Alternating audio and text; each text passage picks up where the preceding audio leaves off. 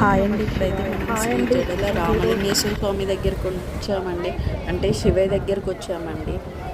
So ఇప్పుడైతే మనం కోనేరు దగ్గర కాలు కడుక్కోవడానికి అయితే వచ్చామండి. కాలు కడుక్కొని అదే వాటర్ అయితే చల్లుకుంటే చేసిన పాపాలు పోతాయని అందరూ అంటే అందుకే కాలు కడుక్కుంటున్నామండి. అంటే స్టెప్ బై స్టెప్ కాలు కడుక్కుంటున్నామండి. ఎందుకంటే పాపను ఒకరు తీసుకుని ఇంకొకరు పట్టుకోవాలి కదండి. అందుకే సో ఫస్ట్ నేను కడుక్కున్న తర్వాత మా సార్ కడుక్కుంటుండే, ఆయన మా పాప అక్కడ అల్లరి వేస్తుంది. సో అందుకే అలా పట్టుకొస్తున్నారు, అంటే వాటర్లో కడుక్కొని రావడానికి. సో ఇప్పుడైతే మనం గర్భగుడి లోపలికైతే వెళ్దామండి.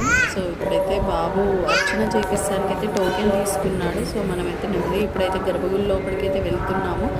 మనకు అక్కడ విభూది కనిపిస్తే బాబు నేనైతే పెట్టుకుంటున్నామండి. సో మనమైతే ఇప్పుడు గర్భగుడి లోపలికైతే వెళ్తున్నాము. సో శివయ్య దర్శనం చేసుకున్నామండి. కొబ్బరికాయ కొడుతున్నాడు మా బాబు. సో మా పాప మా సార్ వచ్చేసి అక్కడ బొట్టు పెట్టించుకుంటున్నారు. అక్కడ ఉంటారు కదండి, అలాగైతే చిల్లర కాయిన్స్ ఇస్తున్నారు.